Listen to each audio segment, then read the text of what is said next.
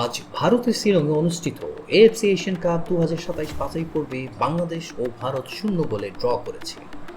প্রথমার্ধে বাংলাদেশ আক্রমণাত্মক ফুটবল প্রদর্শন করে এবং বেশ কয়েকটি কর্নার অর্জন করলেও স্পষ্ট গোলের সুযোগ তৈরি করতে ব্যর্থ হয়।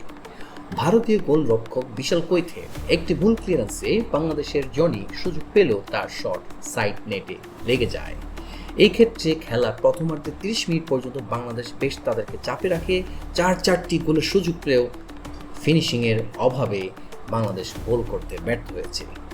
সমর্থকদের কথা সেটা হলো, এখানে যদি অন্য কেউ থাকতো তাহলে হয়তোবা গোলের সুযোগ পেতেন, হয়তোবা ফাহমিদুলকে তারা খুব মিস করেছেন আজকে।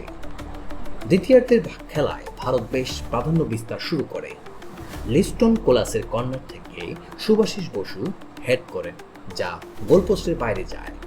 পরবর্তীতে বদলি খেলোয়াড় মাহেশ সিং এর ক্রসে সুনীল ছেত্রী ফাঁকায় হেড করলেও তা লক্ষ্যভ্রষ্ট হয়।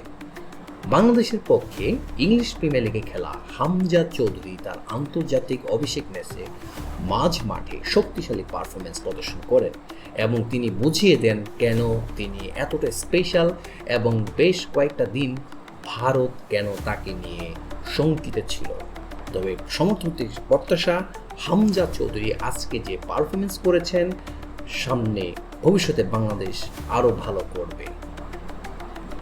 এই ড্রয়ের ফলে উভয় দলই গ্রুপ সিতে 1 পয়েন্ট করে অর্জন করেছে।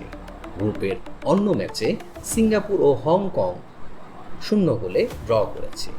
বাংলাদেশ তাদের পরবর্তী ম্যাচ সিঙ্গাপুর ও হংকংয়ের মুখোমুখি হবে, যেখানে তাদের অবশ্যই জয়ের প্রয়োজন। Sports desk 365 news.